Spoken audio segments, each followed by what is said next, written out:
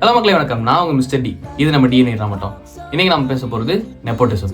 ரெண்டு பேரும் சொல்கிறேன்னா அவங்க ரெண்டு பேருமே அவங்களோட ஆரம்ப காலத்தில் அவங்களுக்கு கிடைச்ச வாய்ப்பை ஒன்றா தவற விட்டவங்க. யாருன்னா வரலட்சுமி சரத்குமார் அண்ட் சாந்தனு.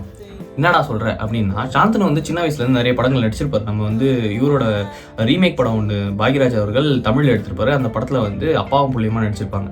அந்த படம் நல்லா தான் இருக்கும். ஆனால் இவர் தான் புள்ள படிக்கணும் அப்படின்றதுக்காக அவரும் சரி சரத்குமார் அவர்களும் சரி ரெண்டு பேருமே தான் பிள்ளைங்க படிக்கணும் அப்படின்றதுக்காக அவங்கள சினிமா பக்கம் விடாமல் தான் இருந்தாங்க. ஆனால் இவங்க ஒரு சில ஆடிஷன்ஸும் அட்டன் பண்ணியிருக்காங்க.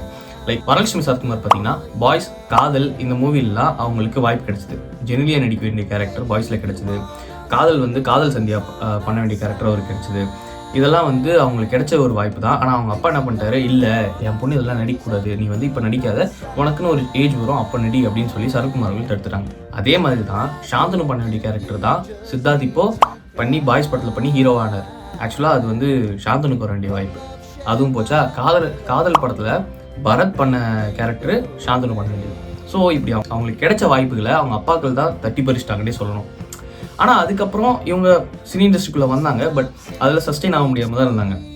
1-2 நல்ல படங்கள் கொடுத்துருந்தாலும் அவங்களுக்கு பேர் சொல்லும்படியாக நிறைய படங்கள் கிடைக்கலன்னு தான் சொல்லணும். அடுத்ததாக பார்த்தீங்கன்னா சக்தி வாசு, டைரக்டர் வாசு இருக்கார் இல்லையா, அவரோட பையன். ஆக்சுவலாக அவர் வந்து பார்த்தீங்கன்னா அவருக்கு சினிமாக்குள்ளே வரணுன்ற எந்த ஒரு இன்ட்ரெஸ்ட்டுமே கிடையாது. அவருக்கு வேறு தொழில்கள் பிஸ்னஸ் மாதிரி பண்ணணும் அப்படின்றது தான் ஆசை. ஆனால் அவங்க அப்பா என்ன பண்ணியிருக்காரு, நீ நடின்னு சொல்லி அவரை வலுக்கட்டாயமாக நடிக்க வச்சிருக்காரு. சின்ன தம்பி படம் பார்த்துருப்பீங்க, அதில் யங் போர்ஷனில் இவரை தான் நடிக்க சொல்லியிருப்பாங்க. ஆக்சுவலாக இவர் அதுக்கப்புறம் வந்து பார்த்திங்கன்னா ஒரு வயசுக்கு வந்ததுக்கப்புறம் நான் பண்ணுறேன் அப்படின்னு சொல்லிட்டு இவரே ஒரு இன்ட்ரெஸ்ட்டோடு கேட்டப்போ தொட்டால் பூ மலரும் அப்படின்ற ஒரு படம் நடிச்சிருப்பாங்க. அந்த படத்தில் என்ன பிரச்சனைனா, டைரக்ட் பண்ணதுனோ வாசு. ஆனால் ஒரு ஃப்ரேம்லேயும் ஒரு சீன்லேயும் வந்து நீ ஏன் இப்படி பண்ணுறேன்னு சொல்லி ஷூட்டிங் ஸ்பாட்டை திட்டுவாராம்.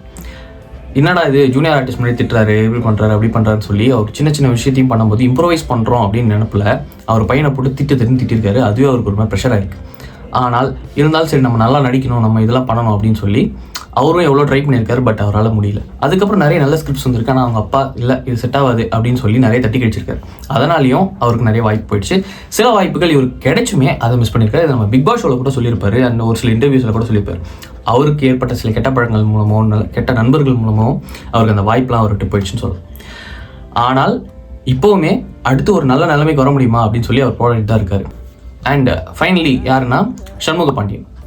யாருன்னு தெரியும், நம்ம கேப்டனோட பையன். ஆக்சுவலாக ஒரு நல்ல மனுஷன் தான்.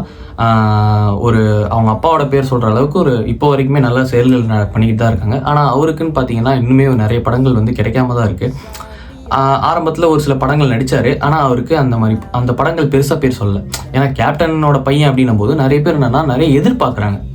இந்த நெப்போக்கிட்டாக இருக்கவங்களுக்கு ஒரு பிரச்சனை தான். அவங்க அப்பா ஒரு டைரக்டரோ ப்ரொடியூசரோ இல்லை ஒரு ஃபிலிம் இண்டஸ்ட்ரியில் வந்து ஒரு மிகப்பெரிய நடிகராக இருந்தால் அவங்கக்கிட்ட இருந்து நிறைய எதிர்பார்ப்பாங்க. ஆனால் அந்த எதிர்பார்ப்பை பூர்த்தி பண்ணலன்னா மக்கள் அப்படியே அனுப்பி விட்டுனே இருப்பாங்க.